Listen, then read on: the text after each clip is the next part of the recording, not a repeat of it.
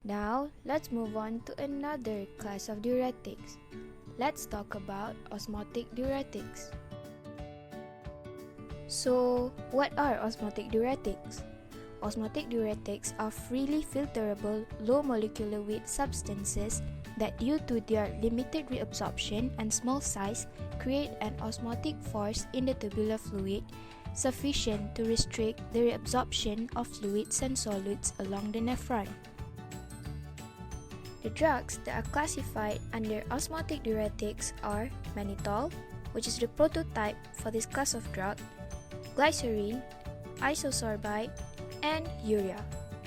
Osmotic diuretics act in the plasma where it increases osmolality and renal tubular fluid at proximal convoluted tubule, descending limb of loop of Henle, and collecting duct of nephron.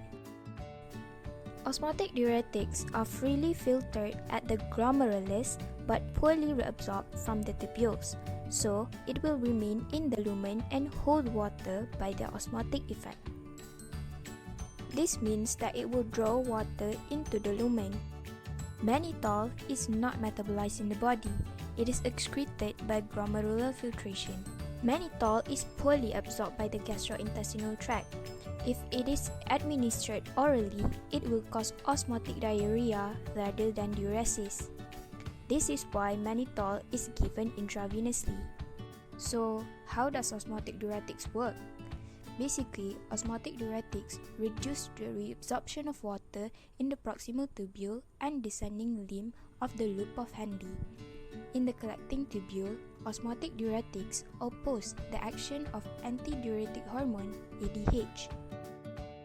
Osmotic diuretics prevent normal absorption of water by interposing a countervailing osmotic force. As a result, there will be increase in urine volume and flow, and this will cause decreased contact time between fluid and tubular epithelium. Because of that, sodium and water reabsorption will reduce, and this will cause natriuresis. Natriuresis that occur is of lesser magnitude than water diuresis. This will eventually lead to excessive water loss and hypernatremia. The degree of natriuresis seen with osmotic diuretics is less than expected on the basis of magnitude of proximal tubule reabsorption. This is because some of the sodium that is not reabsorbed by the proximal tubule is reabsorbed downstream by the thick ascending limb, distal tubule, and collecting duct of the nephron. Pharmacological action and therapeutic uses. First pharmacological action of osmotic diuretic is that they help to maintain urine flow. It is because osmotic diuretic increase osmotic pressure in the plasma. This will cause drawing of water into the plasma and cause expansion of intravascular volume. Hence, this leads to increased urine volume to be excreted. So, this action is very useful in condition for prophylaxis of acute renal failure.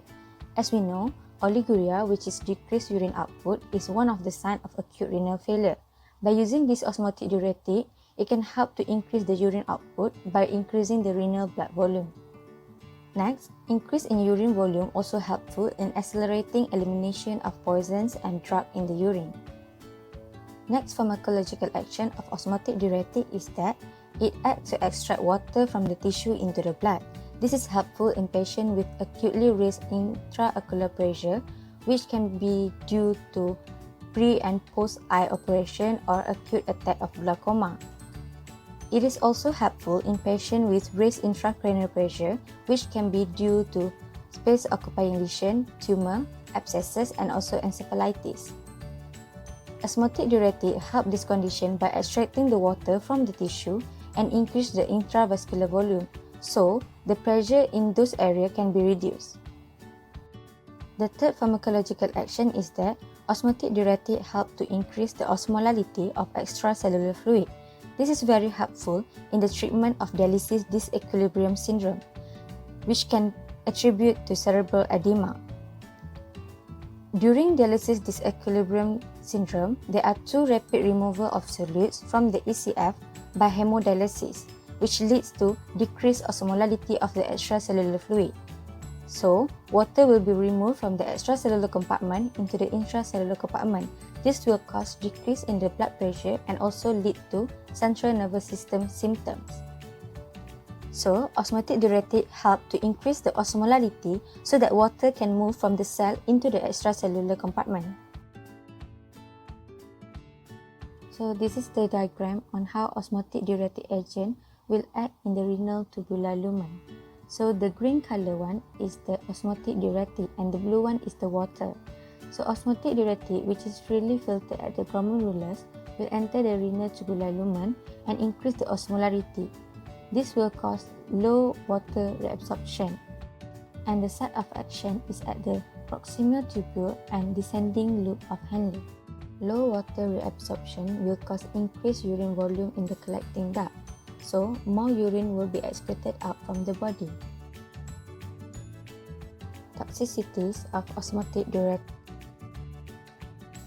For mannitol, the first toxicity is that the expansion of extracellular fluid or intravascular fluid. This is due to the increased osmolarity of the extracellular fluid.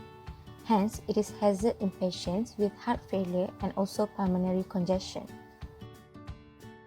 The second one is headache, nausea, and vomiting. This is due to hyponatremia, which caused by the extraction of the water.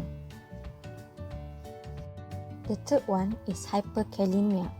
So, as water is extracted from the cells, intracellular concentration of potassium ions will be increased and leading to cellular losses and hyperkalemia.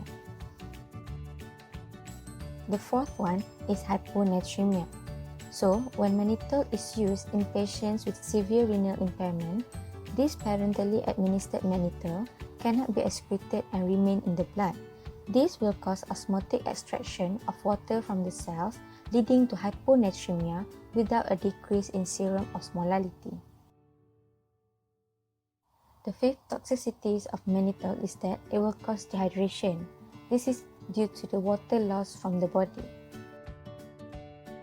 For urea, the toxicity is that it will cause thrombosis and also pain if there are extravasation. For glycerin, the toxicity is that when it is metabolized, it will cause hyperglycemia and also glycosuria. Hence, it is toxic for the patients with diabetes.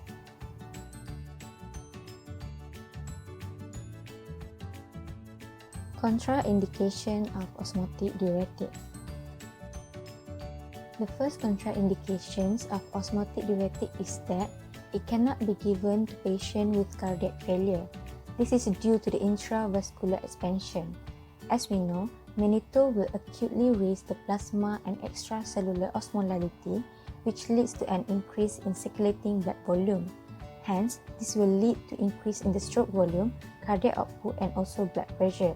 So, patients with cardiac failure cannot be given this osmotic diuretic. The second contraindication is that it cannot be given to patients with hypertension. This is because, as we know, patients with hypertension, they have high blood pressure, which means they have high stroke volume.